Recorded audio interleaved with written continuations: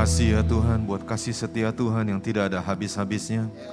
Bahkan rahmat-Mu selalu yang baru bagi kami setiap pagi. Makasih banyak ya Tuhan, kami masih boleh beribadah bersama-sama di tempat ini. Biar kami terus menyadari bahwa setiap hari adalah anugerah, setiap hari adalah kasih karunia, setiap hari adalah kasih sayang Tuhan semata-mata. Engkaulah yang memperpanjang hidup kami sampai hari ini. Kami mengakui kalau kami kuat hari ini bukan karena diri kami, tapi karena Engkau yang telah memberikan kami kekuatan untuk tetap berdiri sampai hari ini. Makasih banyak ya Tuhan Yesus. Terima kasih ya Tuhan. Dan inilah kami mau belajar lagi firman Tuhan sebab kami sadar bahwa hidup kami bergantung pada perkataan Tuhan. Makasih ya Tuhan, terima kasih. Biar hati kami jadi tanah yang subur, ditaburi benih firman Tuhan. Dan benih ini bertumbuh bahkan menghasilkan buah yang lebat. Ada yang 30, ada yang 60, ada yang 100 kali ganda. Dan nama Tuhan tetap dipermuliakan. Mari kita berikan dulu sorak-sorai yang setuju. Makasih ya Tuhan Yesus, di dalam Engkau tidak ada yang hilang, tidak ada yang sia-sia dalam ibadah kami. Makasih ya Tuhan, kami siapkan hati kami untuk belajar lagi. Makasih ya Tuhan, dalam nama Tuhan Yesus. Semua percaya, siap diberkati Tuhan kita lebih lagi sama-sama katakan, amin. Mari kita kasih tepuk tangan lagi yuk. Silakan duduk Bapak Ibu Saudara yang dikasihi Tuhan, puji Tuhan.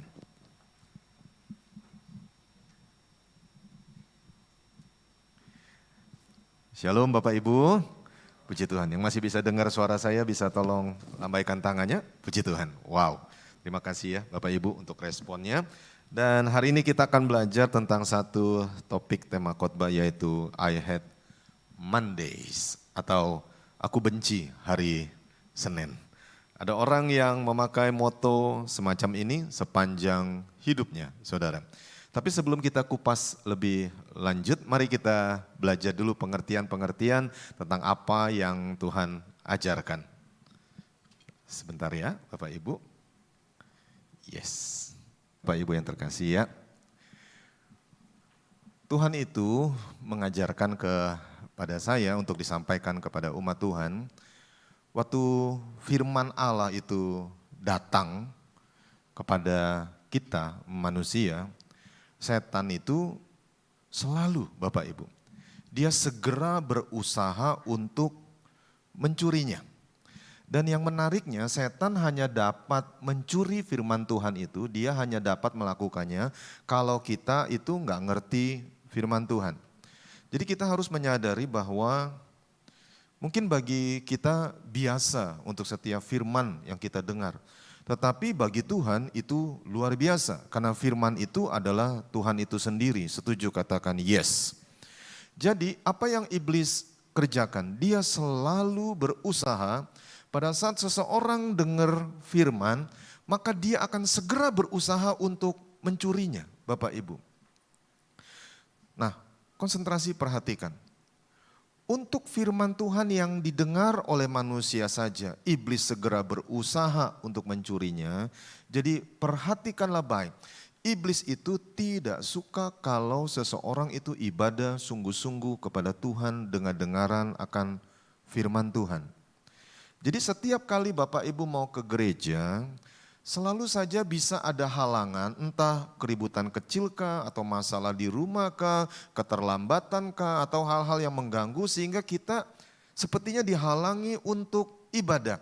Tujuannya sebenarnya satu, jangan sampai orang tersebut dengar-dengaran firman Tuhan.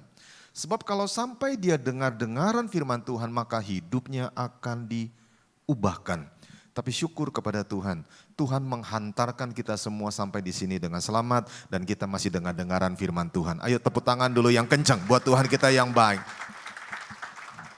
Untuk yang dengar aja, iblis itu berusaha untuk mencurinya, jadi berbahaya sekali kalau sampai seseorang itu dia menghilangkan ibadah dalam kehidupannya. Itu memang kehendak dari kuasa gelap supaya orang tersebut tidak dengar-dengaran akan firman Tuhan. Menariknya Bapak Ibu Saudara yang dikasihi oleh Tuhan, firman Tuhan itu berkata tentang hal ini Bapak Ibu. Setiap orang yang dengar, ini yang dengar, apalagi yang nggak dengar Bapak Ibu, ini lebih fatal lagi ya. Kepada setiap orang yang mendengar firman tentang kerajaan sorga tetapi tidak mengertinya, datanglah si jahat dan merampas yang ditaburkan dalam hati orang itu. Itulah benih yang ditaburkan di pinggir jalan. Jadi bagaimana firman itu bisa dicuri sama si jahat? Karena orang itu enggak ngerti Bapak Ibu. Bagaimana dia bisa mengerti akan firman Tuhan kalau ada sesuatu yang membutakan dia. Dan memang untuk mengerti firman Tuhan itu Bapak Ibu Saudara yang dikasih Tuhan. Manusia semacam Bapak Ibu dan saya, kita harus terlebih dahulu menerima, percaya bahwa keselamatan itu telah disediakan oleh Tuhan yang menjadikan langit dan bumi. Bersama saya berikan sorak-soranya dulu yang kenceng buat Tuhan kita yang baik. Ini foto Sabtu kemarin Bapak Ibu. Ada cukup banyak rekan-rekan yang dibaptis, khususnya anak-anak teens yang sekarang sedang kebaktian di belakang kita Bapak Ibu. Dan mereka itu menyerahkan dirinya kepada Yesus Kristus Tuhan. Mereka menerima keselamatan. Sementara saya persiapan ini, saya memikirkan sesuatu Bapak Ibu. Betapa hati manusia itu ya Bapak Ibu. Tuhan itu telah menyediakan keselamatan. Tuhan telah menyediakan berkat kasih karunia anugerah. Tanpa bersusah payah, hanya percaya saja. Dia terima Yesus sebagai Tuhan dan Juru Selamat dan dia berhak memperoleh segala yang Tuhan janjikan. Tetapi kebodohan melekat di hati dalam tanda petik manusia Bapak Ibu yang menolak keselamatan itu. Itulah sebabnya mereka bisa dengar firman Tuhan tapi mereka nggak bisa ngerti Bapak Ibu. Mereka juga ke gereja, mungkin ibadah di banyak gereja, mungkin mereka juga buka YouTube begitu banyak, tapi mereka nggak ngerti firman Tuhan sama sekali. Alasannya sederhana, karena dia tidak menerima keselamatan yang telah disediakan. Kemarin Sabtu saya di lawat Tuhan sebenarnya di kolam baptisan, cuma mungkin tak terlihat saja karena membelakangi, tapi seringkali ada air mata yang menggenang lalu turun Bapak Ibu. Berhadapan dengan yang dibaptis, baik anak teens yang sudah beranjak dewasa maupun beberapa saudara-saudari kita yang sudah cukup umur. Saya rasakan bagaimana Tuhan itu mengasihi orang-orang yang merelakan dirinya, percaya sesederhana itu, menerima keselamatan yang telah disediakan. Dan pada saat tanya jawab di dalam kolam itu, apakah mereka percaya dengan sungguh-sungguh, mereka berkata amin. Dan saya lihat Bapak Ibu, beberapa meneteskan air mata di kolam baptisan itu. Saya percaya surga bersuka cita. Kita berikan sorak-sorai yang kenceng buat Tuhan kita yang baik. Prinsip menerima keselamatan itu sebenarnya sangat-sangat sederhana Bapak Ibu. Sebab jika kamu mengaku dengan mulutmu, Roma 10 ayat 9, bahwa Yesus adalah Tuhan dan percaya dalam hatimu bahwa Allah telah membangkitkan dia dari antara orang mati, maka kamu akan diselamatkan.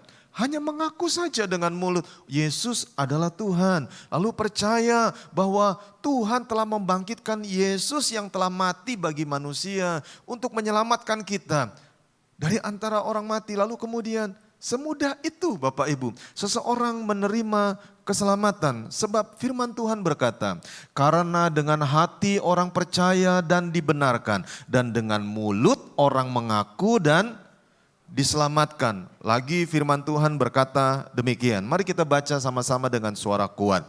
Sebab barang siapa yang berseru kepada nama Tuhan akan diselamatkan. Nah, saya mau mulai dengan satu pertanyaan yang menarik Bapak Ibu. Yang akhirnya saya tuliskan yang ada di depan ini. Sudahkah kita melakukan ini Bapak Ibu? Saya tidak mau terkecoh dengan orang yang berkata, oh saya sudah ke gereja dari sejak kecil Pak, udah malang, melintang, membujur, terguling-guling di gereja. Bukan itu pertanyaannya. Pertanyaannya, apakah kita sudah melakukan yang disebut menerima keselamatan itu? Apakah kita sudah mengaku dengan mulut kita, Bapak Ibu? Ngaku dengan mulut kita bahwa Yesus adalah Tuhan. Apakah kita percaya dalam hati kita bahwa Allah telah membangkitkan Yesus yang telah mati itu dari kematiannya dan hidup selama-lamanya? Apakah kita adalah orang yang disebut barang siapa berseru kepada nama Yesus, memanggil nama Yesus? Kalau jawabannya semua adalah ya, maka ketahuilah Bapak Ibu, kita telah diselamatkan. Aminnya belum semuanya. Karena belum semuanya, jadi mari kita tundukkan kepala terlebih dahulu Bapak Ibu. Mari kita tundukkan kepala terlebih dahulu. Hari ini Bapak Ibu, dengarkanlah. Ke surga, itu adalah urusan pribadi kita masing-masing dengan Tuhan. Pendeta gak bisa membawa Bapak Ibu ke surga. Kawan terdekat, sahabat gak bisa bawa Bapak Ibu ke surga. Bahkan pasangan kita yang kita kasihi tidak bisa membawa kita ke surga. Hanya nama Yesus. Jadi hari ini Bapak Ibu, entah berapa lama kita ada di gereja, entah berapa lama mungkin kita juga sudah melayani. Tetapi pertanyaannya, apakah kita sudah mengaku dengan mulut kita bahwa Yesus adalah Tuhan? Mari Bapak Ibu tundukkan kepala, tundukkan hati kita di hadapan Tuhan. Sekarang dari mulut kita sendiri, kita akui, ngomong Bapak Ibu, biar kita masuk bilangan orang disebut barang siapa berseru kepada nama Tuhan dia diselamatkan. Ayo katakan dari mulut kita sebuah pengakuan, Yesus adalah Tuhan saya dan tidak ada yang lain. Ayo perkatakan Bapak Ibu, ngomong-ngomong sampai telinga kita dengar ucapan kita sendiri. Ayo Bapak Ibu, kalau engkau percaya, engkau diselamatkan. Ayo mengaku dengan mulut kita. Ayo jangan ragu Bapak Ibu. Terus katakan Yesus adalah Tuhan saya. Yesus adalah Tuhan saya. Yesus adalah Tuhan saya. Ayo bagus, Yesus adalah Tuhan saya. Satu-satunya dan tidak ada yang lain.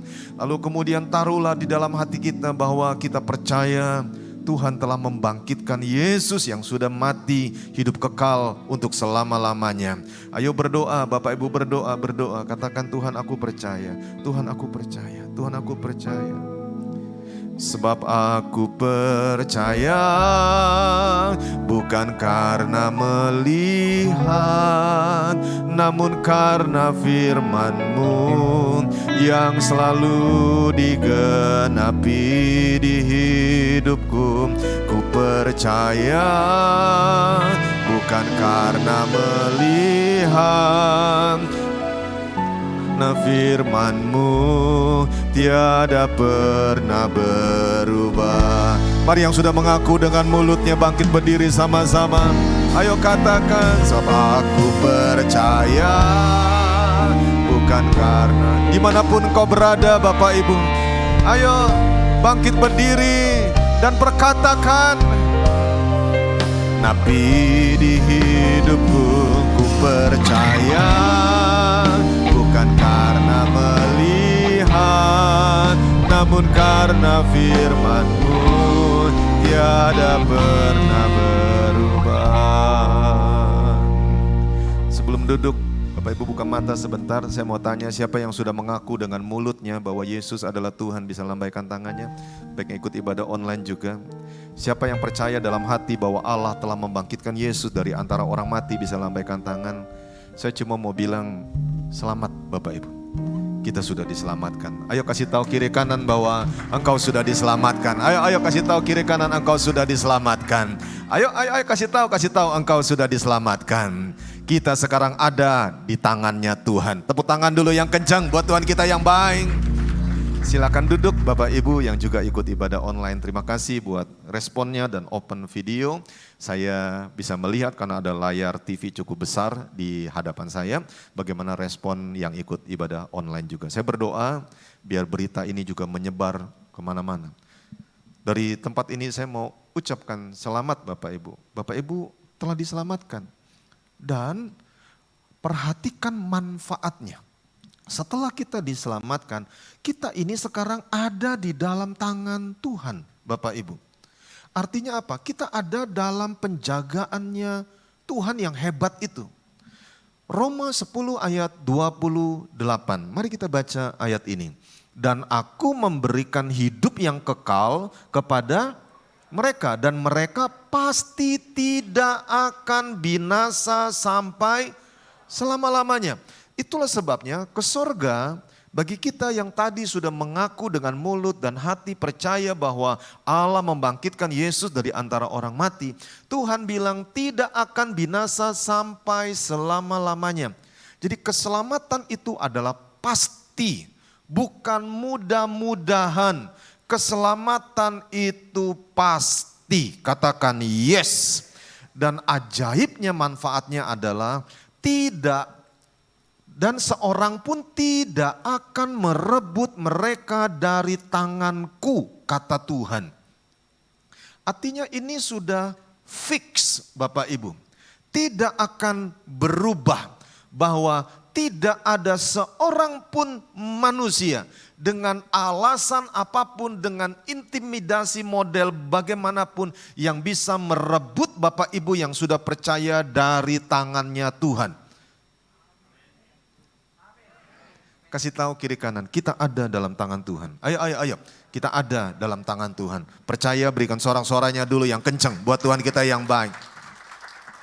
Tuhan menegaskan lagi sampai 2 ayat Bapak Ibu. Ayo baca yang kenceng, 1, 2, 3. Bapakku yang memberikan mereka kepadaku lebih besar dari siapapun. Ikuti saya, siapapun.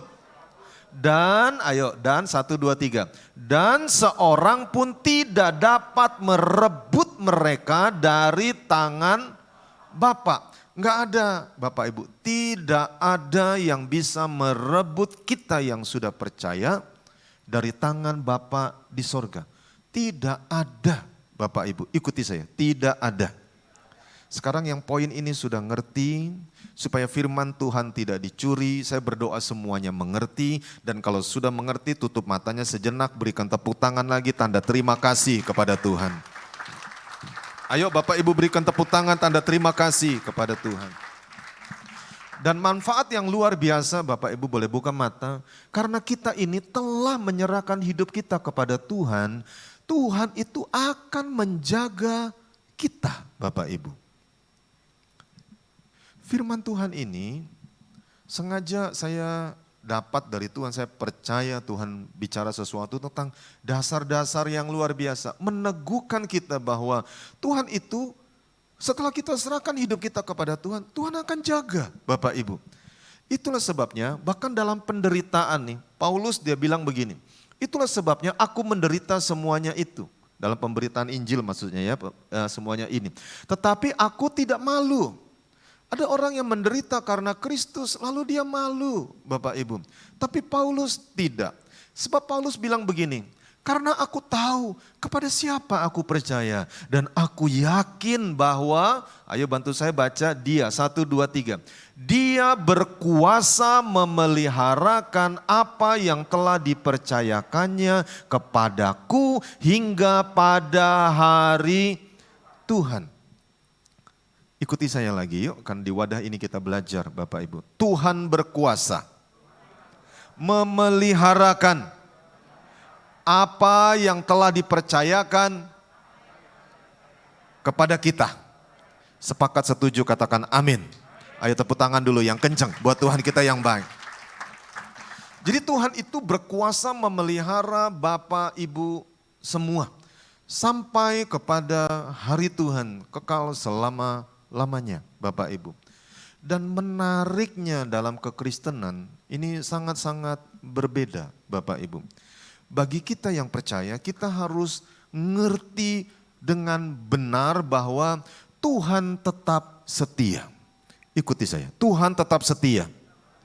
Bahkan ketika kita tidak setia, Tuhan tetap setia Bapak Ibu. Sesederhana itu dunia mengajarkan tidak. Mata ganti mata, gigi ganti gigi. Tetapi Alkitab firman Tuhan perjanjian baru mengajarkan Tuhan tetap setia. Bahkan ketika posisi kita tidak setia, Tuhan tetap setia. Coba Bapak Ibu perhatikan ini. Mungkin perkataan ini tidak cocok dengan orang yang senang untuk menyakiti dirinya sendiri karena hal-hal buruk yang telah terjadi. Tetapi firman Tuhan mengajarkan demikian. Benarlah perkataan ini. Jika kita mati dengan Dia, kita pun akan hidup dengan Dia, Bapak Ibu. Ayo, ayat 12. Jika kita bertekun, kita pun akan ikut memerintah dengan Dia. Ketahuilah Bapak Ibu, nanti dalam kerajaan 1000 tahun kita akan memerintah sebagai raja. Suka atau tidak suka, mungkin kita berkata, oh di sebelahku ini dia nggak pantas jadi raja. Tapi karena dia sudah diselamatkan, dia percaya, mengaku dengan mulut, hatinya percaya Allah membangkitkan Yesus dari antara orang mati. Dia juga akan memerintah bersama-sama dengan kita kelak sebagai raja. Coba lihat kiri kanan, jangan salah pandang saudara. Ketahuilah bahwa dia itu kelak jadi raja. James nanti jadi raja, Valerie juga, pemain musik juga. Sebelah kiri kanan saya raja-raja masa depan. Kasih tahu kiri kanan, kamu juga raja masa depan. Ayo kamu juga raja masa depan. Mungkin kayaknya aneh Bapak Ibu, tapi kita harus percaya firman Tuhan. Setuju katakan amin. Tepuk tangan lagi yang kencang buat Tuhan kita yang baik. Nah ini ada satu hal, jika kita menyangkal Dia. Nah ini baru Bapak Ibu, jika kita menyangkal Dia artinya kita murtad dan tidak sembarangan orang itu bisa murtad. Dia harus melewati barikade yang begitu panjang sampai dia bisa dikatakan murtad. Intinya adalah murtad itu dia menyangkal Yesus sebagai Tuhan. Dan karena dia menyangkal Bapak Ibu, jika seseorang itu menyangkal Yesus sebagai Tuhan, maka yang terjadi Tuhan pun akan menyangkal dia. Artinya aku tidak kenal engkau. Saya kadang kalau baca Alkitab, saya nggak tahu Bapak Ibu ya, tetapi biarlah semua juga mengalami yang disebut takut akan Tuhan. Saya baca firman Tuhan tentang seseorang yang saat penghakiman dia berkata, Tuhan, bukankah aku bernubuat demi namamu? Waduh, Bapak Ibu tahu bernubuat itu menyampaikan sesuatu tentang masa depan Bapak Ibu. Itu melebihi dukun Bapak Ibu, sebab dukun itu cuma ikut-ikutan saja. Dan tipu-tipunya itu banyak sekali. Tapi kalau bernubuat, itu orang yang punya karunia nubuat, apa yang dia perkatakan itu jadi Bapak Ibu. Orang ini bilang, bukankah aku bernubuat demi namamu? Lalu Tuhan diam. Lalu orang ini berkata, bukankah aku mengusir setan demi namamu? Wow. Tuhan diam, memang artinya itu benar. Dia bernubuat demi nama Tuhan. Dia mengusir setan demi nama Tuhan. Dan itu diakui oleh surga Bapak Ibu. Bahkan waktu orang ini berkata, bukankah aku mengusir setan demi namamu?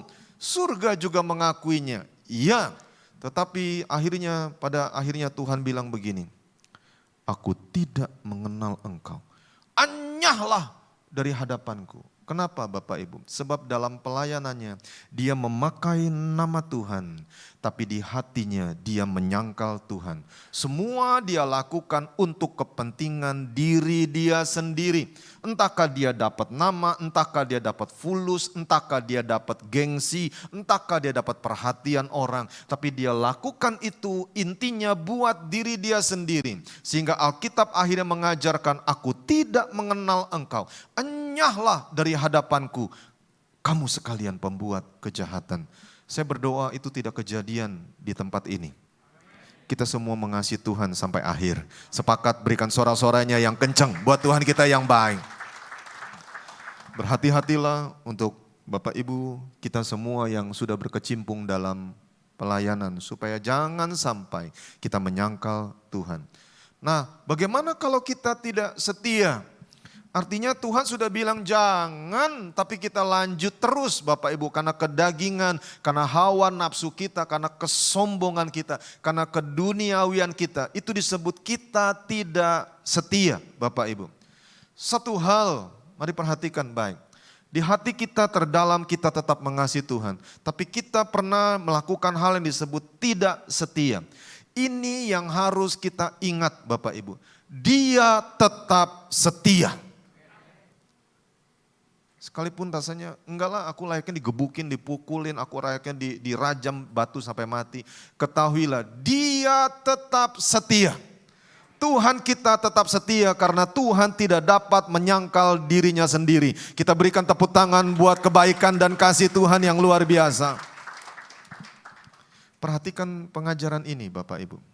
Ketika kita buat kesalahan atau ketika kita melakukan dosa yang mengakibatkan penderitaan, tangisan dalam hidup kita. Hari-hari di mana kita merasa tawar hati, ingat saja, Allah tidak dapat menyangkal dirinya, karena Ia selalu setia dan menepati firman-Nya. Dosa itu selalu membawa kepada air mata, Bapak Ibu. Dosa itu selalu membawa kepada kesedihan. Dosa membuat seseorang tidak mau beribadah.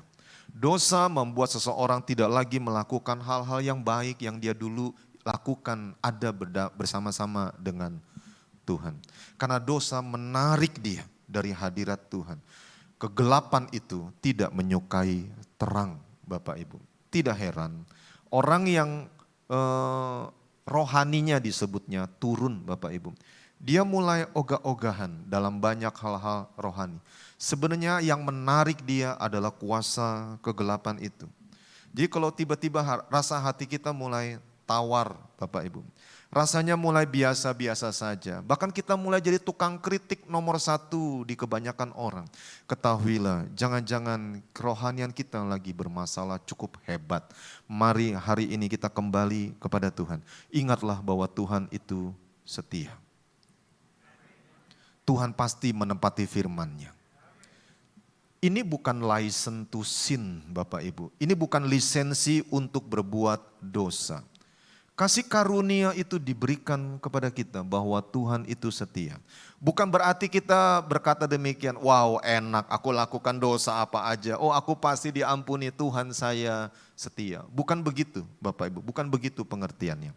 Ayo perhatikan perkataan ini. Orang yang sudah menerima kasih karunia, bagi kita yang sudah menerima kasih karunia, keselamatan itu, dengarkanlah, kebaikan hati Tuhanlah yang membuat kita takut akan Tuhan dan menjauhi dosa. Kebaikan hatinya lah yang telah memelihara hidup kita, yang membuat kita ini takut akan Tuhan dan menjauhi dosa. Ingatlah tentang hal itu Bapak Ibu. Sepakat, setuju, berikan sorak-soranya yang kenceng buat Tuhan kita yang baik. Tuhan itu setia. Iblis seringkali berkata, ya kamu bikin dosa aja, toh kamu akan tetap diampuni. Begitu seseorang sudah jatuh dalam dosa, iblis datang lagi dengan posisi yang berbeda dan dia berkata, layakkah kamu ibadah? Layakkah kamu memuji Tuhan? Layakkah ke gereja? Layak gak kamu nyanyi lagu-lagu rohani? Engkau sudah ancur-ancuran kayak begini. Sudah satu kaki masuk, udah nyebur aja semuanya ke dalam lumpur. Roh jahat selalu memakai metode semacam itu.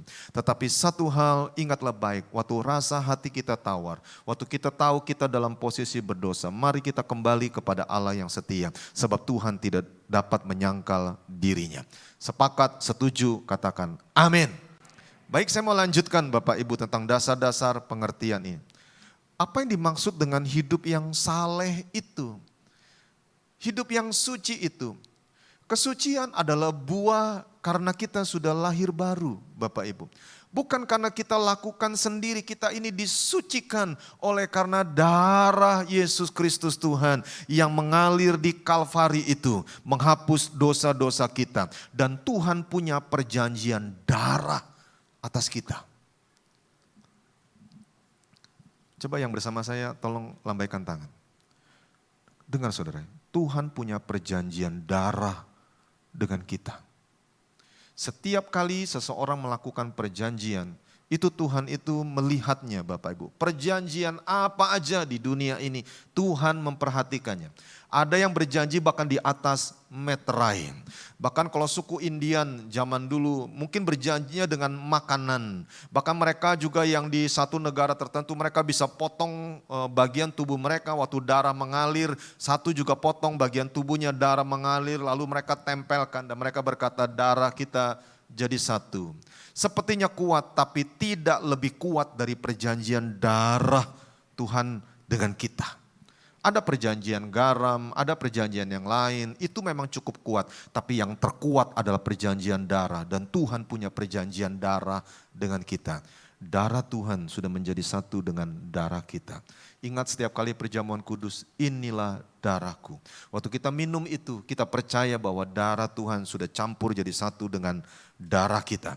Tuhan punya perjanjian darah dengan kita yang tidak bisa dihilangkan. Di dalam hidup kita ada darah Kristus. Sepakat sorak-soranya dulu yang kenceng buat Tuhan kita yang baik. Nah, kehidupan yang saleh itu Bapak Ibu, itu adalah kehidupan karena mengingat kebaikan Tuhan. Kasih karunia-Nya kebaikan Tuhan. Ada baiknya kita mundur 10 tahun yang lalu, 20 tahun yang lalu, 30 tahun yang lalu, atau mungkin 40-50 tahun yang lalu. Siapa kita Bapak Ibu? Kita harus terus mengingat itu. Siapa kita? Dari orang yang terpuruk, terbuang dengan banyak hal-hal buruk yang telah terjadi. Lalu Tuhan bersihkan kita. Tuhanlah yang menyucikan kita. Kalau sekarang kita disebut orang saleh, orang suci, itu bukan karena kita. Itu karena Tuhan yang menyucikan kita. Jangan pernah lupa tentang hal itu supaya kita tidak menjadi sombong rohani. Sepakat katakan amin. Dan pada waktu seseorang ingat akan kebaikan Tuhan yang telah dia terima, itulah yang dilakukan oleh dia yang disebut hidup yang saleh, yaitu dia mengabdikan dirinya kepada Tuhan. Ikuti saya, mengabdikan diri kepada Tuhan. Ingat lagu ini, pengabdianku hanya padamu. Terus, Yesus, Yesus Engkaulah Bapakku. Ayo coba pakai musik yuk. Taruh tangan di hati Bapak Ibu. Pengabdianku hanya padamu. Yesus, Yesus Engkaulah. Kurang berani sebut Bapaknya. Ayo. Pengabdianku hanya padamu. Yesus, Yesus Engkaulah Bapakku. Orang kalau yang sudah nangkep ini dan dia ngerti Bapak Ibu, dia mengabdikan diri dia untuk melayani Tuhan. Kalau ada satu pandangan bahwa melayani Tuhan ya harus berdiri di atas mimbar, lalu lakukan sesuatu. Menurut saya tidak demikian Bapak Ibu. Saya berikan contoh sederhana ya. Ada hal-hal yang kayaknya tak terlihat, tetapi sebenarnya itu pelayanan yang sangat berarti. Tadi saya sudah sampaikan di doa pagi bersama dengan para pengerja. Berapa waktu yang lalu ada pelayanan di daerah Bogor itu Bapak Ibu, dan cuacanya memang cukup panas pada hari itu. Dan saya sudah banjir keringat, di dalam udah persiapin alat peraga sekolah minggu dan itu memang makan waktu Bapak Ibu ya. Berdiri di luar kondisi begitu padat dan saya sangat-sangat kehausan. Hausnya itu benar-benar haus banget Bapak Ibu. Sampai saya minta seseorang untuk tolong bantu saya cari teh manis atau teh tawar yang dingin begitu. Saya sangat-sangat kehausan. Lalu sementara menunggu teh itu datang, saya tenggak dan saya masih kehausan Bapak Ibu. Lalu tiba-tiba salah seorang di antara pengerja datang dan dia bawa satu gelas isinya RS warna pink Bapak Ibu. Dan itu ada kelapanya begitu. Dan saya sangat menikmati pada waktu itu diberikan. Lalu Tuhan taruh di hati saya. perhatikan, orang itu yang memberikan engkau minum, dua-duanya tidak naik mimbar. Engkau yang naik mimbar. Tapi mereka lakukan itu untuk menopang pelayanan. Mereka mengabdikan diri sebagai bagaimana berbuat baik kepada Tuhan dengan cara yang bisa mereka lakukan. Kemarin waktu baptisan, saya lihat begitu banyak kursi dan ternyata selesai ada tumpukan-tumpukan kursi begitu. Dan saya pikir ini kursi ditumpuk, kenapa di bawahnya itu ada kayak gelas atau apa begitu. Jadi saya angkat, lalu pemilik kursi itu datang, salah satu pengerja, dia ketua RT, Bapak Ibu. Dan ternyata itu kursi dia bawa dari pos RT ke kolam baptisan, karena kursinya tidak cukup.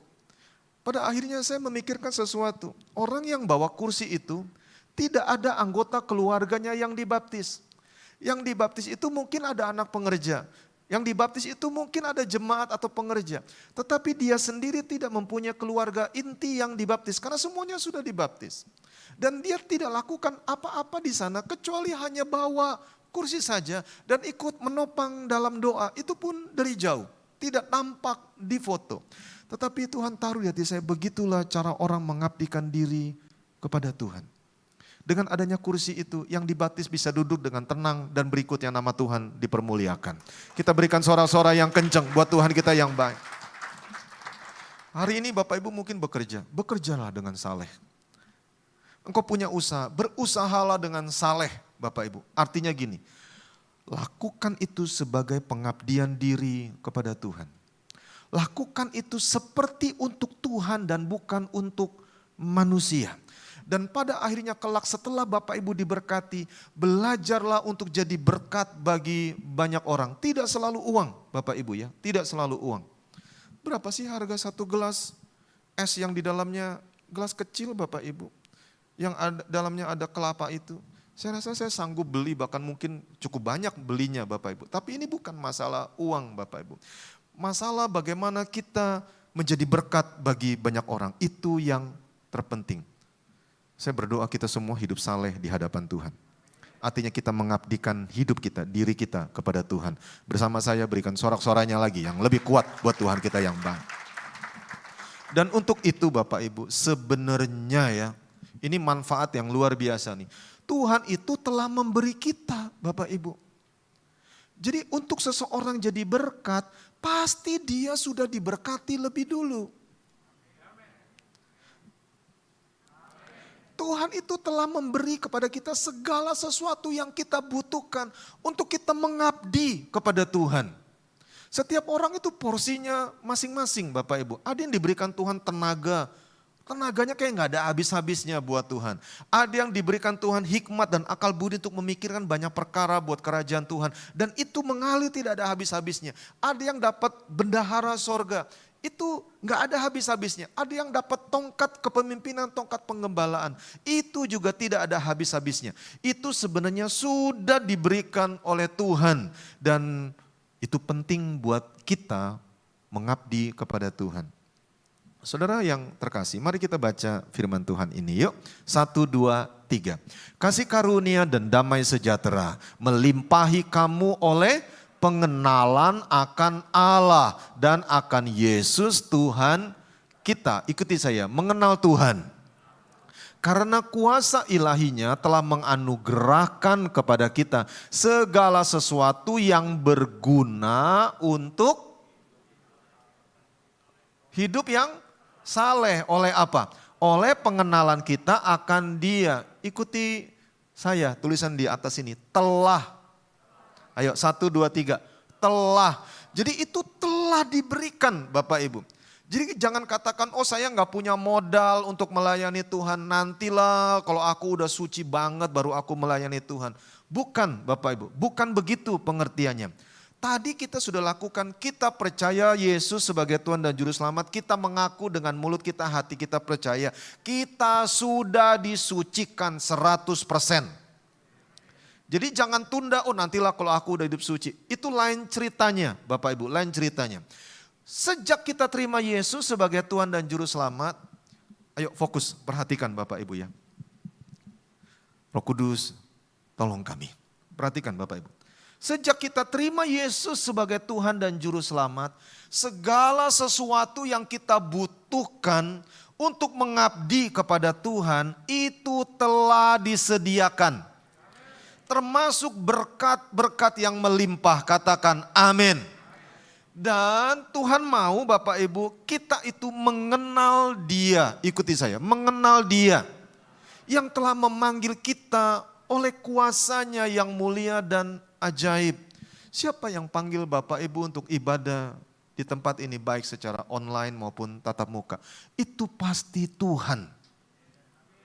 Tuhanlah yang memanggil Bapak Ibu, bahkan ada yang berkorban sekali lagi dari tempat-tempat yang begitu jauh. Padahal bukankah juga banyak gereja-gereja di sana? Kenapa harus kemari? Saya tahu itu karena Tuhan yang panggil kita semua. Oleh kuasanya yang mulia dan ajaib, layaklah kita berikan sorak-sorai, tepuk tangan, terima kasih kita kepada Tuhan. Dan dengan jalan itu ia telah sekali lagi Bapak Ibu menganugerahkan kepada kita janji-janji yang berharga dan yang sangat besar. Ada begitu banyak janji Bapak Ibu. Kalau kita percaya telah menerimanya, maka itu jadi dalam hidup kita. Bukankah banyak yang disembuhkan, bahkan kanker aja sembuh. Kemarin sempat cerita sama Pak Gunawan, beliau kan pernah kram perut dan itu sering kali mendera hidupnya, rutin Bapak Ibu. Tapi sejak hari di mana beliau didoakan beramai-ramai oleh kita para pengerja, apa yang terjadi? Sampai hari ini tidak ada penyakit itu yang boleh datang lagi. Beliau sembuh 100%. Kita berikan sorak-sorai yang kencang buat Tuhan kita yang baik. Dan pada waktu iblis mencoba untuk mengintimidasi bahwa penyakit itu masih ada, saya lihat beliau dengan sederhananya berkata, tidak, Yesus sudah sembuhkan saya. Dan buktinya memang Yesus sudah sembuhkan Bapak Ibu. Oleh bilur-bilur darah Tuhan Yesus kita sembuh. Itu baru perkara sembuh. Belum perkara hidup sehari-hari. Ada janji-janji yang luar biasa. Dari orang yang introvert, tertutup, gak bisa gahol Bapak Ibu. Tiba-tiba dipakai secara ajaib. Orangnya tadinya tertutup dan begitu pemalu. Sekarang dia bisa berani tampil di muka umum bahkan menghasilkan banyak pundi-pundi. Saya percaya itu karena menerima janji-janji yang berharga dan yang sangat besar. Dan janji itu datangnya dari Tuhan. Sepakat katakan yes. Dari orang yang terpuruk dan merasa dirinya underdog bahkan di dalam keluarga. Artinya yang terlemah, yang terkecil, yang tidak mampu. Tapi justru dia yang ditinggikan di tengah-tengah keluarga. Saya percaya itu karena janji Tuhan turun atas dia. Bahwa dia hidupnya naik bukan turun jadi kepala dan bukan jadi ekor. Katakan amin. Bahkan waktu kemarin baptisan itu ada banyak janji-janji Tuhan yang keluar. Saya ingat ada anak yang dapat tongkat gembala. Ada anak yang Tuhan bilang engkau akan jadi bendaharanya Tuhan. Ada anak yang juga dikatakan engkau bukan cuma jadi bendaharanya Tuhan. Engkau akan menyembuhkan dan Tuhan akan pakai engkau untuk mengobati orang lain. Saya tidak tahu dia punya cita-cita apa. Tetapi nubuatan itu ada. Bahkan waktu ada anak yang mau turun kolam aja, saya lihat piagam piala Bapak Ibu. Saya percaya itu jadi dalam nama Tuhan Yesus. Sebab Tuhan berkehendak untuk memberkati kita. Dan Tuhan senang memberikan kita pemberian-pemberian yang baik. Tepuk tangannya lagi yang kencang karena Tuhan itu adalah Bapa yang baik. Katakan haleluya. Olehnya kamu boleh mengambil bagian dalam kodrat ilahi dan luput dari hawa nafsu duniawi yang membinasakan dunia. Jadi Bapak Ibu Saudara yang dikasihi Tuhan, perhatikanlah, iblis itu memang dia tidak tinggal diam Bapak Ibu.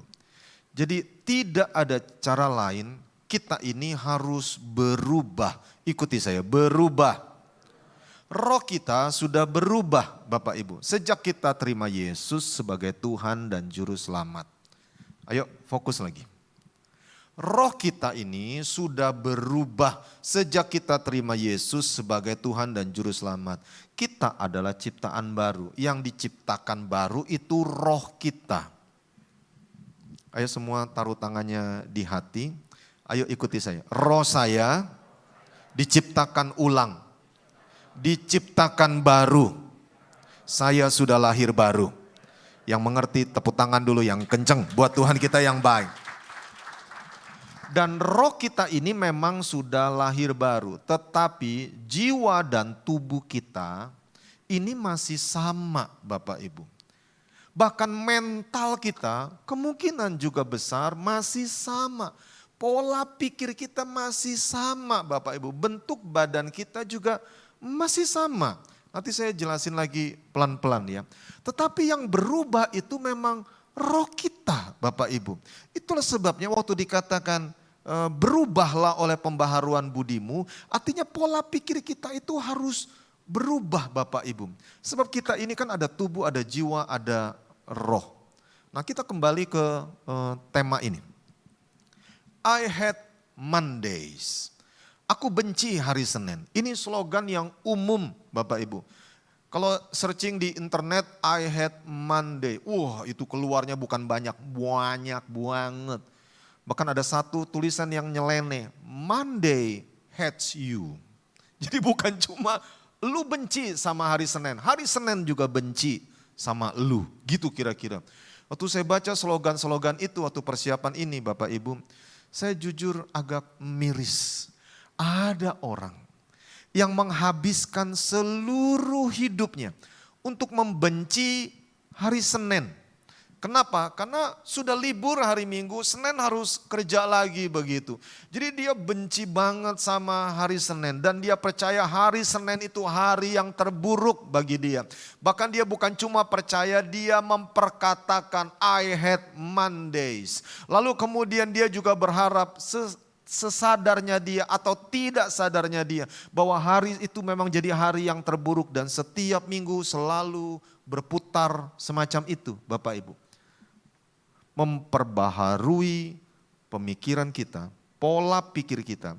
Perhatikanlah. Itu dimulai dari firman. Ikuti saya, firman. Begitu mempercayai firman, ayo konsentrasi. Melebihi pikiran kita sendiri, melebihi perasaan kita. Karena firman itu jauh lebih besar daripada pikiran kita ataupun perasaan kita. Katakan amin. Percaya apa kata firman bahwa Tuhan menjadikan segala sesuatunya baik. Bukankah Tuhan ciptakan segala sesuatu dari hari pertama sampai hari Sabat. Semuanya itu baik. Bahkan waktu Tuhan ciptakan manusia, Tuhan berkata sungguh amat sangat baik. Jadi setiap hari adalah baik. Setiap hari kita diberkati oleh Tuhan. Waktu firman itu mengubah pola pikir kita Bapak Ibu. Cara kita percaya akan berbeda.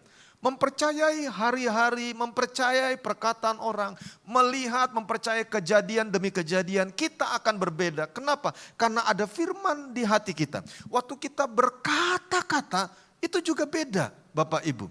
Waktu kita mengharapkan segala sesuatu, itu juga beda. Mengerti, katakan amin. Dan tiba-tiba kita mulai mengalami manfaat dari keselamatan itu bahkan di setiap hari Senin. Katakan yes. Ada banyak berkat Bapak Ibu. Seringkali berhadapan dengan seseorang yang gak pede, gak yakin bahwa dia diangkat oleh Tuhan. Lalu firman itu datang, lalu kemudian disampaikan kepada orang tersebut.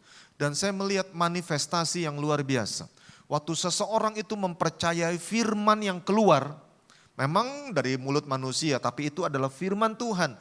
Begitu keluar dan dia menangkap itu, dia percaya Bapak Ibu, maka terjadilah mujizat. Bahkan melampaui keterbatasan dia sebagai manusia. Sebab Tuhan menolong dia, memberkati dia, menyembuhkan dia secara ajaib. Percaya, berikan tepuk tangannya, sorak-sorai yang kencang buat Tuhan kita yang baik. Kurang kuat, ayo lebih meriah lagi tepuk tangannya, katakan haleluya. Firman itu mengubah Bapak Ibu. Tetapi iblis itu dia enggak seperti manusia. Dan dia percaya banget sama firman Bapak Ibu. Ayo coba supaya Bapak Ibu jangan kaget. Iblis itu percaya banget sama firman. Percaya, melebihi manusia percaya Bapak Ibu. Itulah sebabnya Dia sadar kalau sampai manusia ini percaya, dia akan diselamatkan. Hidupnya akan diubah, pola pikirnya akan berubah, cara dia ngomong akan berubah, cara dia berharap akan berubah. Dan iblis gak mau karena dia tahu firman Tuhan itu berkuasa. Sedapat-dapatnya dia berusaha mati-matian supaya orang itu jangan dengar firman yang mengubahkan. Dengar firman yang menyenangkan telinga dia aja. Gak usah terima pengajaran, pokoknya yang enak-enak aja. Tetapi camkanlah baik. Pada waktu firman yang kuat itu masuk ke dalam hati seseorang, maka dia sanggup mengubah apa yang tadinya buruk menjadi baik, bahkan amat sangat baik. Tuhan sanggup mengubah keadaan dan membalikkan keadaan. Kita hanya percaya saja. Sepakat, katakan amin. Bisa berikan tepuk tangannya lagi yang kencang yuk Bapak Ibu buat Tuhan kita. Jadi kita harus memperbaharui pikiran kita Bapak Ibu. Saya sengaja ulang-ulang. Kita harus perbaharui pikiran kita. Waktu kita cemas, waktu kita khawatir, perbaharui pikiran kita Bapak Ibu. Nanti nih ya, seluruh pandangan kita akan berubah kalau kita bertumbuh dalam pengenalan akan Tuhan dan janji-janjinya. Ini yang disebut memperbaharui pikiran kita. Hiduplah dengan dasar apa kata Tuhan, bukan apa kata orang. Hiduplah berdasarkan apa kata Tuhan, bukan apa kata orang. Katakan amin. Itu yang disebut memperbaharui pikiran kita Bapak Ibu. Yuk kita baca lagi ayat ini yuk. Ayo 1, 2, 3. Karena itu saudara-saudara, demi kemurahan Allah, aku menasihatkan kamu supaya kamu mempersembahkan tubuhmu sebagai apa? Persembahan yang hidup, yang kudus dan yang berkenan kepada Allah. Itu adalah ibadahmu yang sejati. Kenapa Tuhan tidak berkata persembahkanlah hatimu? Karena hati itu enggak kelihatan Bapak Ibu. Tubuh itu kelihatan. Waktu kita mempersembahkan tubuh kita, orang itu tahu kita pakai tubuh kita untuk sesuatu yang kudus, yang berkenan kepada Tuhan, yang mulia, atau kita pakai tubuh kita untuk disebut kegelapan dan hidup dalam kedagingan. Manusia yang lain bisa melihatnya Bapak Ibu. Saya berdoa kita semua mempersembahkan tubuh kita. Mata kita hanya melihat yang kudus, yang mulia dan yang berharga. Telinga kita mendengarkan hal-hal yang mulia, yang kudus, yang berharga. Katakan amin. Bahkan foto-foto kita juga memuliakan nama Tuhan. Sepakat, berikan suara-suaranya dulu. Lagi, kali ini yang sungguh-sungguh mengerti ayat ini. Ayo, persembahkanlah tubuhmu sebagai persembahan yang hidup. Katakan yes. Yang kudus, yang berkenan kepada Allah. Tapi iblis, endahlah nanti bagaimana lu bisa gaul. Begitu Bapak Ibu. Tujuannya sederhana supaya kelak orang tersebut menyangkal dia. Karena iblis juga tahu ayat ini. Menyangkal Yesus maka dia juga akan ditolak dan dia akan ke neraka. Tapi kalau dia punya hati yang bertobat maka dia juga tetap akan diselamatkan. Karena Tuhan itu setia. Dan Tuhan tidak pernah mengingkari perjanjiannya. Hanya Alkitab mengajarkan. Janganlah kamu menjadi serupa dengan dunia ini. Jangan ikut-ikutan Bapak Ibu. Jangan ikut-ikutan. Kadang serem sih. Kalau bergaul sama orang dunia, ngelihat cara ngomongnya Bapak Ibu. Waduh. Hal-hal yang kayaknya kepikir aja untuk keluar dari mulut. Tuhan tidak pernah ngajarkan tentang berkata-kata semacam itu. Tetapi dunia ini mengerikan Bapak Ibu. Orang-orang yang menjadi serupa dengan dunia ini. Tetapi berubahlah, ikuti saya, berubahlah. Oleh apa? Oleh pembaharuan budimu. Sehingga kamu dapat membedakan manakah kehendak Allah, apa yang baik, yang berkenan kepada Allah dan yang sempurna. Janganlah kita menjadi bodoh Bapak Ibu. Orang yang mengeraskan hatinya itu adalah orang yang dapat firman tapi dia tidak menggalinya dalam-dalam. Karena hatinya keras, hatinya terperangkap oleh dosa. Tuhan berkata, janganlah kamu menjadi serupa dengan dunia ini. Orang yang terperangkap begitu rupa tidak mau berubah. Satu perkataan yang sering digaungkan oleh Tuhan di hati saya adalah karena kesombongan. Kesombongan itu membuat dia tidak mau berubah pembaharuan budinya. Saya berdoa kita semua tetap rendah hati karena Tuhan kita rendah hatinya. Sepakat katakan amin. Bapak ibu saudara yang dikasihi Tuhan, berdasarkan kasih karunia yang dianugerahkan kepadaku, aku berkata kepada setiap orang di antara kamu, janganlah kamu memikirkan hal-hal yang lebih tinggi daripada yang patut kamu pikirkan. Tetapi hendaklah kamu berpikir begitu rupa, sehingga kamu menguasai diri menurut ukuran iman yang dikaruniakan Allah kepada kamu masing-masing. Saya terjemahin sederhana Bapak Ibu ya. Ada orang yang sulit tidur. Mungkin orang berkata, oh itu penyakit insomnia begitu. Tetapi seringkali juga itu serangan Bapak Ibu. Di mana orang itu memikirkan hal-hal yang lebih tinggi daripada apa yang patut dia pikirkan. Ketakutan, kegelisahan, hal-hal mencekam, hal-hal yang menakutkan dia tentang hari ini, esok dan masa depan. Itu terus bergulir di pemikiran dia tentang si A, si B, si C, tentang keadaan, situasi, bahkan hal yang gak perlu dia pikirkan. Yang melampaui apa yang semestinya bisa dia pikirkan, itu dia pikirkan. Tetapi kalau dia berpikir begitu rupa berdasarkan firman Tuhan, menurut ukuran iman sederhana. Contoh, aku percaya Tuhan pelihara aku. Ada masalah ABCD, ada orang jahat ABCD. Aku percaya Tuhan berkuasa memeliharakan apa yang dipercayakan kepadaku sampai kepada hari Tuhan. Sampai selama-lamanya aku percaya. Maka ketahuilah, dia pakai ukuran iman itu, dikaruniakan oleh Tuhan. Maka tak lama sesudah itu dia pasti bisa tidur dengan nyenyak. Karena dia serahkan istirahatnya ke dalam tangan Tuhan. Pikirkan apa yang patut kita pikirkan. Jangan melampaui Bapak Ibu, memikirkan hal-hal yang lebih tinggi. Kita tidak boleh dicekam ketakutan dan kecemasan. Setuju katakan amin. Sebab Tuhan selalu ada bersama-sama dengan kita. Dan Tuhan itu setia Bapak Ibu. Kita ada dalam tangan Tuhan. Kita harus ubah pola pikir kita Bapak Ibu.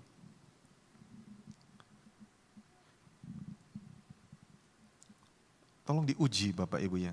Saya tiba-tiba sekelebat lihat seseorang lagi lihat ke atas di tempat tidurnya dan dia sedang susah hatinya. Karena begitu banyak pemikiran dia dan saya tahu itu hari sudah larut malam. Lalu firman hari ini itu sangat-sangat penting buat dia Bapak Ibu. Kenapa? Karena Tuhan mau dia merubah pola pikir dia. Dia harus berpikir selaras dengan roh dia yang sudah lahir baru. Dia harus percaya bahwa tidak ada seorang pun yang dapat merenggut dia dari tangan Bapa di sorga. Sebab Tuhan memeliharakan kehidupan dia. Setuju katakan amin. Yuk kita mendukung, kita berikan tepuk tangan sorak-sorai yang kencang buat Tuhan kita yang baik. Saya lihat iblis itu jahat sekali, dia mengintimidasi Bapak Ibu. Menembakkan panah-panah yang sangat jahat untuk mengacaukan segala sesuatunya. Ingatlah, waktu keselamatan itu kita terima Bapak Ibu ya. Seperti tadi kita sudah lakukan, roh kita itu menjadi ciptaan yang sama sekali baru. Sama sekali baru. Bahasa Inggrisnya totally new Bapak Ibu. Roh yang dalam kita itu benar-benar baru. Ayo 2 Korintus 5 ayat 17, khususnya yang bagian depan pasti bisa baca, bantu saya dari kata jadi. Ayo 1, 2, 3. Jadi siapa yang ada di dalam Kristus, ia adalah ciptaan baru. Yang lama sudah berlalu, sesungguhnya yang baru sudah datang. Apa yang lama Bapak Ibu? Rohnya yang lama itu sudah berlalu. Itu bukan tambal sulam Bapak Ibu ya. Oh ini rusak diperbaiki, tempel lagi di sini. Oh ini pakai lem ini, bukan begitu. Itu diciptakan baru. Jadi roh orang itu benar-benar baru Bapak Ibu. Ayo taruh tangan di hati lagi yuk. Roh saya benar-benar baru. 1, 2, 3. Roh saya benar-benar baru. Ayo sekarang lihat ke depan lagi. Roh kita yang sudah lahir baru itu selalu sepakat dengan Tuhan. Selalu sepakat dengan Allah. Roh kita itu selalu sepakat Bapak Ibu. Tidak pernah terjadi pertentangan roh yang sudah lahir baru dengan roh Tuhan. Tidak pernah. Selalu sepakat. Makanya kalau orang sudah lahir baru dia dengar firman, maka kecenderungannya dia pasti mengerti firman Tuhan itu Bapak Ibu. Karena rohnya itu sepakat. Tetapi perhatikan begini ya. Firman itu memperbaharui pikiran kita kepada apa yang telah terjadi dalam roh kita. Tuhan itu ingin kita berpikir dan bertindak seperti Dia, Bapak Ibu. Mari konsentrasi lagi. Roh sudah lahir baru, tubuh jiwa ini belum. Nah, tubuh jiwa ini lewat proses. Prosesnya pembaharuan akal budi manusia yang sudah lahir baru. Dan prosesnya itu Bapak Ibu, itu seperti ulat bulu yang nanti berubah jadi kupu-kupu yang sangat indah. Nanti orang akan heran, dulu pemarah banget. Tapi sejak dia lahir baru, kok sekarang ya masih marah sih, tapi marahnya telat. Mestinya hari Senin dia marah, Kamis baru ingat, mestinya waktu itu Senin gua marah. Jadi marahnya telat sekian hari Bapak Ibu. Masih bisa marah tapi marahnya telat. Dulu gak bisa menguasai diri. Waduh kalau di jalan cari klakson bukan cuma 2 tapi 5. Jadi kalau ton orang sampai masuk ke jebur got begitu. Karena galak sekali. Tetapi dia sekarang begitu menguasai dirinya. Jadi hal-hal yang mengherankan terjadi. Kenapa? Karena firman itu memperbaharui pikiran dia.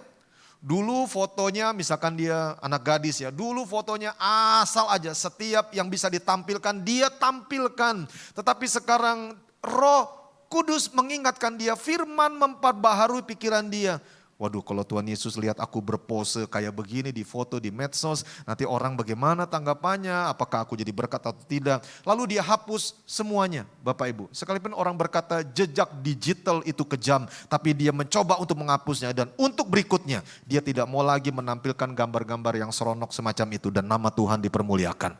Lalu teman-temannya heran, lu kenapa lu? Lu kenapa? Akhirnya temannya akan mengakui karena Yesus ada di dalam dia. Sehingga cara dia menampilkan kata-katanya, perbuatannya, sikapnya berubah. Dari ulat bulu yang mungkin dulu menjijikkan, dia berubah jadi kupu-kupu yang sangat indah. Dan nama Tuhan pasti dipermuliakan. Sepakat berikan tepuk tangannya dulu yang kencang buat Tuhan kita yang baik. Dulu ngomongnya asal aja kalau lagi ngomel, lagi marah, kata-kata kutuk keluar. Sekarang enggak Bapak Ibu, masih mungkin bisa marah. Tapi kata-kata yang keluar itu beda. Dulu ngomong sama anak, dasar lu bego. Sekarang ngomongnya beda. Yang mama tahu, kamu nih anak pinter. Anak pinter pasti bisa belajar. Dulu anak bego belajar. Sekarang tidak Bapak Ibu. Lalu anaknya heran, gua masih dimarahin tapi gua gak dikutukin. Malah gua dibilang anak pintar, maka jadilah saya anak pintar. Katakan yes. Jangan izinkan tekanan dunia Bapak Ibu. Termasuk tekanan dari kawan-kawan sepergaulan. Oh dulu semuanya begini, oh aku harus ikut. Tidak Bapak Ibu. Jangan biarkan itu mencetak kita. Mereka itu cetakan yang gagal Bapak Ibu. Mereka itu cetakan yang gagal dan hati mereka itu sebenarnya kosong Bapak Ibu. Itulah sebabnya mereka mencari kedamaian itu. Mereka mencoba tapi tidak bisa. Sebab keselamatan itu hanya di dalam satu nama, yaitu Yesus Kristus Tuhan kita. Katakan amin. Jadi bagi kita yang sudah lahir baru, pembaharuan budi itu sangat-sangat penting. Jadi kita mencerminkan Kristus Yesus dalam hidup kita. Ayo sekali lagi baca yang kencang. 1, 2, 3. Roh kita telah berubah. Ayo 1, 2, 3. Roh kita telah berubah. Gini loh Bapak Ibu ya. Saya sengaja tulis biar yang ikut online juga bisa dapatkan. Kadang signalnya mungkin bisa naik turun. Jadi gini Bapak Ibu. Ini kan sifat dasar ya. Perubahan radikal yang terjadi waktu kita ini terima Yesus sebagai Tuhan dan Juru Selamat. Tetapi ada orang yang masih gak ngerti tentang hal ini. Sehingga mereka itu bisa tawar hatinya. Contoh ya, hidup mereka tuh kayak di penjara gitu. Mereka sedih, susah, putus asa. Dan mereka benar-benar ingin berubah. Lalu datanglah satu tawaran, terima Yesus, hidupmu berubah. Engkau diberkati. Nah karena perkataan diberkati hidupnya berubah. Dia pikir oh itu instan sekejap mata. Jadi dia menyerahkan dirinya. Dia percaya Yesus sebagai Tuhan dan Juru Selamatnya. Tetapi keesokan harinya dia masih ada di sel yang sama. Mengenakan pakaian yang sama. Makannya masih makanan orang-orang penjara. Sama Bapak Ibu. Lalu apa yang terjadi? Dia frustasi. Dan dia bilang gini, enggak ada bedanya. Enggak ada bedanya. Sebelum aku terima Yesus, sesudah aku terima Yesus sebagai Tuhan, enggak ada perubahan apa-apa. Tetapi sebenarnya Bapak Ibu perhatikan baik. Orang ini menjadi tawar hati karena dia kurang pengetahuan. Yang benar adalah waktu seseorang terima Yesus sebagai Tuhan dan Juru Selamat, apa yang diubah menjadi baru? Hah? Ayo menurut Bapak Ibu. Waktu seseorang terima Yesus Tuhan dan Juru Selamat yang disebut lahir baru, apa yang diubah menjadi baru? Apa yang diciptakan baru? Rohnya Bapak Ibu. Jadi gini ya, ayo tangkap pengertian ini. Tubuh dan jiwa kita, pikiran, kehendak, emosi, mental kita itu tidak berubah Bapak Ibu. Sebab yang diciptakan baru itu roh kita. Jadi tubuh jiwa itu enggak seperti roh kita dia berubah. Saya berikan sebuah contoh. Jika kita ini gemuk sebelum terima Yesus sebagai Tuhan dan Juru Selamat, setelah terima Yesus pun kita tetap gemuk Bapak Ibu. Kita tidak bisa matematika sebelum kita terima Yesus sebagai Tuhan dan Juru Selamat. Kita juga tetap tidak bisa matematika kecuali kita belajar lebih keras lagi, lebih rajin lagi untuk mengerti tentang rumus-rumus matematika itu. Pikiran kita ini enggak langsung berubah. Roh kita yang telah menjadi lahir baru. Jadi apa yang harusnya seseorang lakukan? Dia harus berubah. Merubah pola pikir dia, merubah pembaharuan budi kita dengan cara bagaimana? Saya ulangi lagi Bapak Ibu ya. Kita ini kan gak bisa lihat atau menyentuh roh kita. Firman Tuhan itu satu-satunya cara untuk kita dapat tahu apa yang pasti yang telah terjadi di dalam diri kita, yaitu roh kita. Tolong bantu saya baca yang hurufnya warna orange ini. Ayo 1, 2, 3. Rohlah yang memberi hidup. Daging sama sekali tidak berguna. Perkataan-perkataan yang kukatakan kepadamu adalah roh dan hidup. Jadi satu-satunya yang bisa menyentuh roh kita lalu memancar keluar itu adalah perkataan Tuhan sendiri. Bukan perkataan motivator. Pada akhirnya saya mau sampaikan ini Bapak Ibu. Saya berdoa Bapak Ibu tidak bosan. Sebab pengajaran-pengajaran dasar yang penting-penting itu memang selalu akan diulang-ulang. Percayailah firman Tuhan. Katakan amin. Mempercayai firman Tuhan melebihi perasaan kita. Sebab perasaan bisa berubah, tapi kebenaran tidak berubah. Perasaan itu bisa berubah. Dan iblis masih sering bermain di perasaan manusia sekalipun dia sudah lahir baru Bapak Ibu. Perasaannya bisa berubah-ubah tetapi kebenaran firman Tuhan tidak pernah bisa berubah. Waktu Tuhan berkata, aku sekali-kali tidak meninggalkan engkau, aku sekali-kali tidak membiarkan engkau. Firman Tuhan tidak bisa berubah. Sekalipun perasaan kita berubah, oh Tuhan tidak sayang lagi sama kita. Oh aku udah ditinggalkan, aku sekarang sendirian. Tidak, kebenaran firman Tuhan tidak pernah bisa berubah. Hati-hati dengan perasaan kita. Karena iblis suka membuat kita halu Bapak Ibu. Suka membuat perasaan kita jadi campur aduk padahal kenyataannya kebenaran firman Tuhan tidak demikian. Saya ambil kesaksian Pak Gun lagi ya. Hari ini banyak disebut namanya Pak Gun. Karena kemarin baru rededikasi baptisan. Kita tepuk tangan dulu yuk buat Tuhan kita yang baik. Sore dikasih Tuhan, Pak Gun ini sempat masuk rumah sakit dan kondisinya sangat gawat sekali antara hidup dan mati begitu.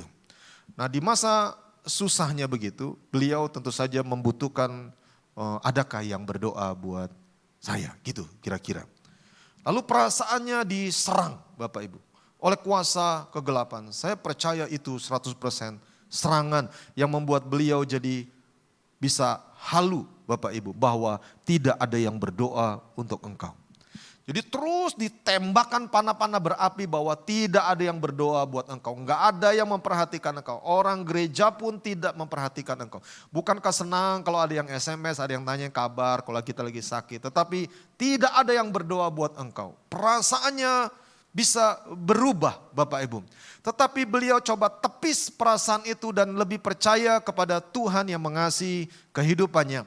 Dan setelah akhirnya operasi berjalan dengan cara ajaib dan mujizat. Pada saat beliau hadir di ibadah, seseorang mendatangi beliau dan berkata, Pak Gun ya? Lalu kemudian berdasarkan cerita beliau, orang itu berkata, oh ini yang didoain di rumah doa, waktu yang sakit itu. Lalu tiba-tiba beliau menyadari satu perkara. Pada saat roh jahat berkata, tidak ada yang berdoa buat engkau. Itu sesuatu yang sangat fatal yang dicoba oleh kuasa kegelapan menghancurkan iman percayanya bahwa tidak ada yang mengasihi dia. Tetapi lihatlah yang benar yang terjadi, banyak orang berdoa buat beliau. Sehingga hari ini beliau sehat melayani Tuhan dan nama Tuhan dipermuliakan. Ayo berikan tepuk tangannya dulu yang kencang buat Tuhan kita yang baik.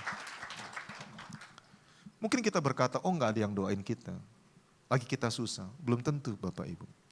Ada orang yang sulit tidur. Ya taruhlah misalkan saya begitu. Pada saat saya mengalami sulit tidur, saya menaruh di hati saya mengoreksi diri Bapak Ibu. Setelah itu berikutnya ingat-ingat akan firman Tuhan dan juga mengingat orang-orang yang harus didoakan. Mungkin tidak ada yang menyadari, tiba-tiba teringat dengan si A atau si B. Ada rasa pengen berdoa buat dia begitu. Saya ingat ada masa-masa saya bersama dengan istri, udah mau masuk mobil mau jalan, lalu istri saya berkata, kita berhenti dulu papi, kita doa buat si A. Lalu kayaknya kok hatiku enggak tenang gitu. Anak bukan, keluarga bukan begitu. Jadi di mobil kita berdoa buat dia dan ternyata dia hampir saja mengalami hal-hal yang sangat buruk dalam hidupnya. Tetapi Tuhan luputkan dia. Percayalah ada seseorang yang mendoakan kita. Dan Roh Kudus pasti mendoakan kita juga. Percaya, berikan tepuk tangannya dulu yang kencang buat Tuhan kita yang baik. Katakan amin. Kebenaran itu tidak berubah, perasaan bisa berubah Bapak Ibu. Jadi berhati-hatilah pada saat kita melihat seseorang, waduh dia kayaknya begini, dia kayak belum tentu Bapak Ibu. Belum tentu. Yang pasti kebenaran firman tidak berubah, itulah sebabnya kita harus berubah pola pikir kita. Perkatakan firman Tuhan terus bahwa Tuhan itu setia, Tuhan tidak pernah meninggalkan perjanjiannya, bahkan Tuhan melanjutkan kasih setianya. Hidup kita naik bukan turun, kita jadi kepala dan bukan jadi ekor. Aku percaya Tuhan memelihara hidupanku. Aku percaya kekuatan dari Tuhan itu ada bersama-sama dengan aku. Tuhan menguatkan aku dan aku hidup karena percaya bukan karena melihat. Terus perkatakan kebenaran itu. Itu merubah pola pikir kita Bapak Ibu. Dan aneh sekali, waktu kita rasanya udah mau marah sama seseorang. Begitu ketemu tiba-tiba malah kasih yang muncul begitu. Saya ingat waktu pernyataan Tuhan datang kepada seorang pengusaha. Kaya banget Bapak Ibu. Dia tanya apakah ada pesan Tuhan buat saya Pak Suryadi. Untuk saya dan perusahaan saya. Lalu kemudian saya lagi pelayanan KKR anak hari itu. Lalu saya bilang nanti selesai ini saya ketik. Dan hari berikutnya saya ketik bahwa dia harus memimpin perusahaan dengan kasih. Sebab kalau dia memimpin perusahaan dengan kasih, nanti orang-orang itu akan melekat kepada dia, begitu Bapak Ibu. Dan roda perusahaan akan bergulir dengan kuat. Jadi orang itu bukan takut akan dia, tetapi orang karena kasih, orang itu bekerja. Dan beda Bapak Ibu, jadi orang yang dihormati dengan orang yang ditakutin itu sangat-sangat beda. Saya percaya firman Tuhan itu tidak pernah berubah. Yang percaya katakan amin. Bisa berikan tepuk tangan lagi yang kencang buat Tuhan kita yang baik. Yuk Bapak Ibu. Nah, kalau kita benar-benar serahkan hidup kita kepada Tuhan, Tuhan itu selalu menghormati komitmen itu Bapak Ibu. Tuhan gak pernah menyangkali, meninggalkan atau membiarkan kita. Hari ini saya sudah selesai, tapi keputusan di tangan kita masing-masing Bapak Ibu. Mau tetap hidup lama, hidup berkecimpung di dalam pola pikir yang lama, sekalipun sudah lahir baru. Tapi dia berkecimpung dalam pola pikir yang lama dan mengakibatkan dia tidak bisa menikmati janji-janji Tuhan yang berharga dan mulia. Malah kesedihan yang dia dapat sekalipun dia sudah lahir baru. Atau Dia memperbaharui pola pikir dia untuk hidup selaras dengan firman Tuhan. Percaya bahwa rohnya yang sudah lahir baru selalu nurut sama Tuhan, tapi dagingnya lemah. Dan dia belajar menaklukkan kedagingan dia. Dan berikutnya dia menikmati segala kebaikan Tuhan. Apa yang dia kerjakan dijadikan Tuhan berhasil. Bagi hitungan orang ini 5 tambah 2 bukan 7. Tapi 5.000 belum terhitung perempuan dan anak-anak. Ada pelipat gandaan secara supranatural. Atau dia hidup secara biasa-biasa lagi dengan pola pikir dia yang lama. Dia kembali kepada kehidupan dosa sekalipun dia sudah lahir baru dan berending pada kesedihan bahkan penyangkalan kepada Tuhan. Mengerikan sekali. Saya berdoa kita memilih yang baik. Selama kita masih diperkenalkan untuk memilih, pilihlah yang baik. Tuhan setia dan tidak akan membiarkan kita. Percaya, tepuk tangannya dulu yang kencang buat Tuhan kita. Mari kita bangkit berdiri bersama-sama dalam hadirat Tuhan. Ada satu lagu yang hari-hari terakhir ini saya sering nyanyikan bersama dengan umat Tuhan di rumah doa.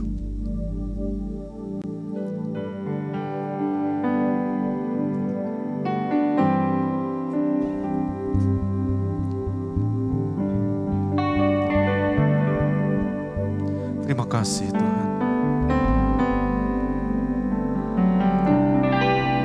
Mari buka tangan, buka hati di hadapan Tuhan.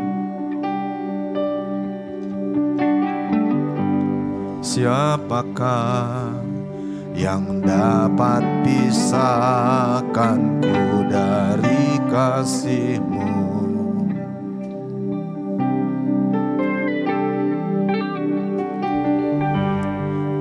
Tetesan darah-Mu buktikan besar cinta-Mu.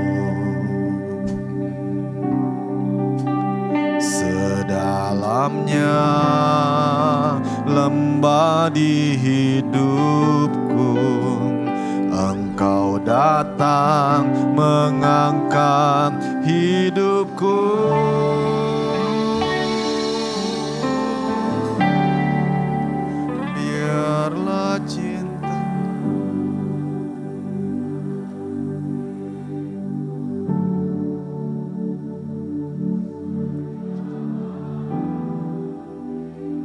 Kembalilah,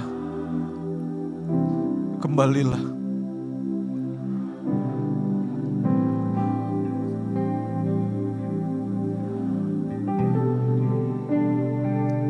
Engkau alasanku hidup setiap musim di hidupku. Engkau ada bersamaku, memberi kekuatan, memberi pengharapan. Engkau segalanya bagiku. Mari berikan sorak-sorai bagi Tuhan. Biarlah cinta di hatiku terus menyala di dalam-Mu. Takkan pernah mampu ku jauh dari-Mu. Engkau alasanku. Ingat kebaikan Tuhan. Musim. Bukankah Tuhan menyertai kita susah dan senang?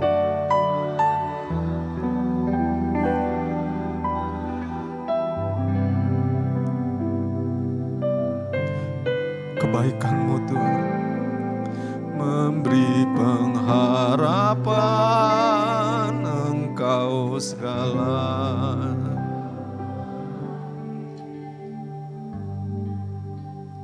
Apabila satu ekor domba tersesat,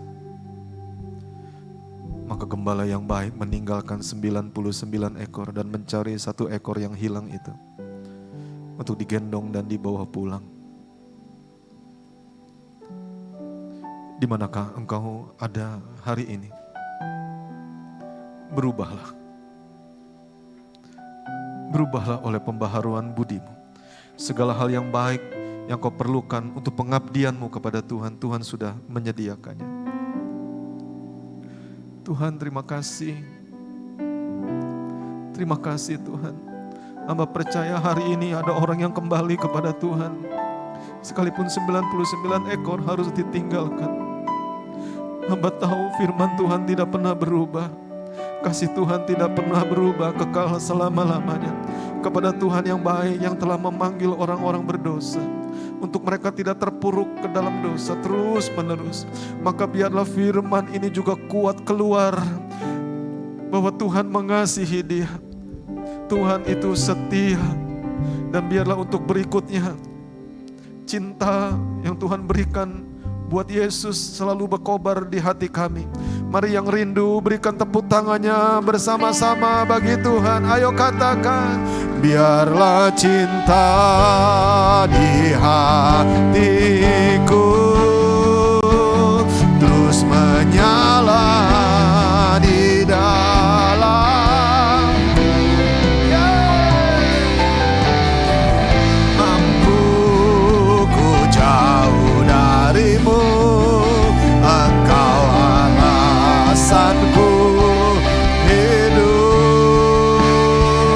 Tiap musim di hidupku, Engkau ada bersamaku,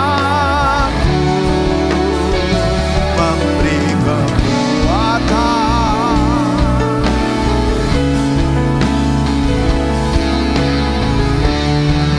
Bagiku, ayo Bapak Ibu sendiri, biarlah cinta di hati. Saya kembalikan kepada yang bertugas terus ayo nyanyi dari hati. Takkan pernah mampu ku jauh darimu, Engkau alasanku hidup. Setiap musim di hidupku, Engkau ada bersamaku, memberi kekuatan, memberi pengharapan. Engkau segalanya bagiku, memberi kekuatan, memberi pengharapan. Engkau segalanya bagiku.